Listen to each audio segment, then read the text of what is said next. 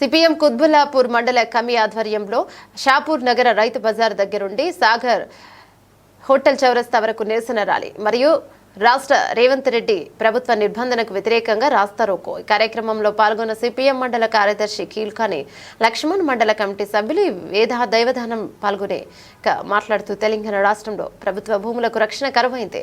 విచ్చలవిడిగా భూములను ఆక్రమించుకుంటున్నారు. చివరికి విద్యా సంస్థల భూములను కూడా వదలడం లేదు. ఉత్తర భారతదేశంలో అత్యంత ప్రతిష్టాత్మకమైన యూనివర్సిటీలలో హెచ్సియు ఒకటి. అలాంటి యూనివర్సిటీని భూములను గత కొద్ది రోజులుగా రేవంత్ రెడ్డి ప్రభుత్వం కార్పొరేట్ శక్తులకు వేలం వేసి అమ్మే ఆలోచనలో ఉందని, యూనివర్సిటీ విద్యార్థులు ఆ భూములను కాపాడుకోవాలని, అక్కడ ఉన్న ప్రకృతిని రక్షించుకోవాలని, పక్షులు జంతువులకు రక్షణ కల్పించాలనే ఉద్దేశంతో సామరస్యంగా నిరసన కార్యక్రమం తెలియజేస్తే ప్రభుత్వం పోలీస్ బలగాలతో విద్యార్థులను నిర్బంధాలతో చాలా కిరాతకంగా ఈడ్చుకుంటూ పోలీస్ వాహనాలలో ఎక్కించుకుని అక్రమంగా అరెస్టు చేసి కేసులు పెట్టింది. అరెస్ట్ చేసిన విద్యార్థులను వెంటనే విడుదల చేయాలని, విద్యార్థులకు మద్దతుగా యూనివర్సిటీ భూముల రక్షణ కోసం యూనివర్సిటీ వద్ద ధర్నాకు బయలుదేరిన సిపిఎం నాయకులను రాష్ట్ర వ్యాప్తంగా అరెస్టులు చేసి పోలీస్ స్టేషన్లో పెట్టడం దుర్మార్గమన్నారు. కాంగ్రెస్ పార్టీ ఎన్నికల వాగ్దానంలో ఇచ్చిన 7వ గ్యారంటీ ప్రజాస్వామ్య పునరుద్ధరణ ఏమైందన్నారు. కార్యక్రమంలో పార్టీ మండల కమిటీ సభ్యులు పొస్ల అంజయ్య, డి కర్ణాకర్, రావుల స్వాతి, పార్టీ నాయకులు మల్లారెడ్డి, పాషా ఆంజనేయులు, దుర్గానాయక్, కె శీను, మధు, యువజన సంఘం నాయకులు ఆది నాగరాజు, శ్రీనివాస్ తదితరులు పాల్గొన్నారు.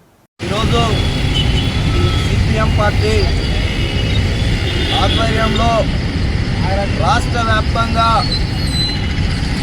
సిపిఎం అట్లాగే హైదరాబాద్ సెంట్రల్ యూనివర్సిటీకి సంబంధించినటువంటి విద్యార్థుల అక్రమ అరెస్టులను ఖండిస్తూ రాష్ట్ర వ్యాప్తంగా కూడా ఈరోజు అన్ని మండల కేంద్రాలు, జిల్లా కేంద్రాల్లో ఆందోళన పోరాట కార్యక్రమాలు నిర్వహించడం జరుగుతూ ఉంది.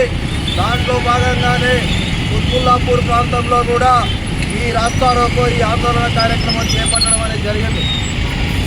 ప్రధానంగా కనుక చూస్తే రేవంత్ రెడ్డి గారి ప్రభుత్వం అధికారంలోకి వచ్చిన తర్వాత తెలంగాణ రాష్ట్రంలో కనుక చూస్తే అభివృద్ధి అనేది మొత్తం కూడా అడ్డుకెక్కి ఆయన 7వ వాగ్దానం అయినటువంటి ఏదైతే ప్రజాస్వామ్యం పునరుద్ధరణ ఏదైతే మాట చెప్పిండో దాన్ని మొత్తం కూడా తుంగలో దొక్కి ఈరోజు కార్మికులు కానీ, ఉద్యోగులు కానీ, ఈ రాష్ట్రంలో ఉన్నటువంటి విద్యార్థులు కానీ తమ హక్కుల కోసం పోరాడుతామంటే తమ హక్కులు పరిష్కారం చేయాలి అని చెప్తే వాళ్ళని ముందస్తు అరెస్టులతోటి ఉదయం తెల్లవారుదామున 3 గంటలకి 4 గంటలకి ఇళ్లలో చొరబడి అక్రమ అరెస్టులు చేయడం అనేది జరుగుతూ ఉంది. ఈరోజు సెంట్రల్ యూనివర్సిటీకి సంబంధించినటువంటి 400 ఎకరాల భూమిని ఈరోజు రాష్ట్ర ప్రభుత్వం అమ్మేసేసి ఆ డబ్బులతోటి ప్రభుత్వాన్ని నడిపేయాలని చెప్పి చూస్తూ ఉంది. ఒక పక్కనేమో ఏదైతే రాష్ట్రంలో ఉన్నటువంటి ప్రభుత్వ విద్యా సంస్థల్ని బలోపేతం చేయాలని చెప్పేసి రాష్ట్రంలో ఉన్నటువంటి విద్యార్థులకి ఉచితంగా విద్యను అందించాలని చెప్పేసి పోరాటం చేస్తూ ఉంటే, ఇంకో పక్కన ఈ ప్రభుత్వాలు ఈ యొక్క విద్యా సంస్థలకు సంబంధించినటువంటి యూనివర్సిటీలకు సంబంధించినటువంటి భూముల్ని కొల్లగొట్టి తమ ప్రభుత్వాన్ని నడిపేయాలని చెప్పి చూస్తూ ఉన్నాయి.